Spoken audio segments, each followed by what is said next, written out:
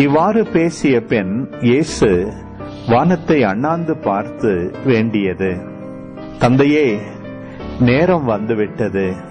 உம் மகன் உம்மை மாட்சிப்படுத்துமாறு நீர் மகனை மாட்சிப்படுத்தும்.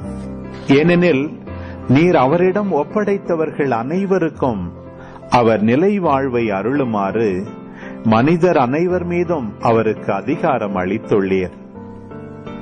உண்மையான ஒரே கடவுளாகிய உம்மையும் நீர் அனுப்பிய இயேசு கிறிஸ்துவையும் அறிவதே நிலை வாழ்வு.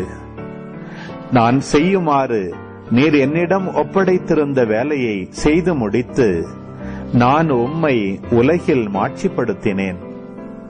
தந்தையே, உலகம் தோன்றும் முன்பே நீர் என்னை மாட்சிப்படுத்தியுள்ளீர். இப்போது உம் திருமுன் அதே மாட்சியை எனக்கு தந்தருளும். இவ்வுலகிலிருந்து தேர்ந்தெடுத்து என்னிடம் ஒப்படைத்த மக்களுக்கு நான் உமது பெயரை வெளிப்படுத்தினேன். உமக்கு உரியவர்களாயிருந்த அவர்களை நீர் என்னிடம் ஒப்படைத்தீர். அவர்களும் உம் வார்த்தைகளை கடைபிடித்தார்கள். நீர் எனக்கு தந்தவை அனைத்தும் உம்மிடமிருந்தே வந்தவை என்பது இப்போது அவர்களுக்கு தெரியும்.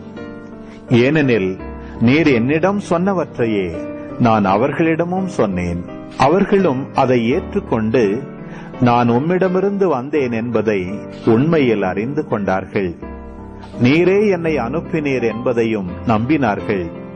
அவர்களுக்காக நான் வேண்டுகிறேன், உலகிற்காக அல்ல, மாறாக நீர் என்னிடம் ஒப்படைத்தவர்களுக்காகவே வேண்டுகிறேன். அவர்கள் உமக்கு உரியவர்கள்.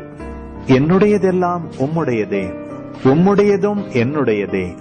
அவர்கள் வழியாய் நான் மாட்சி பெற்றிருக்கிறேன். இனி நான் உலகில் இருக்கப் போவதில்லை, அவர்கள் உலகில் இருப்பார்கள். நான் உம்மிடம் வருகிறேன். தூய தந்தையே, நாம் ஒன்றாயிருப்பது போல் அவர்களும் ஒன்றாயிருக்கும்படி நீர் எனக்கு அளித்த உம் பெயரின் ஆற்றலால் அவர்களை காத்தருளும்.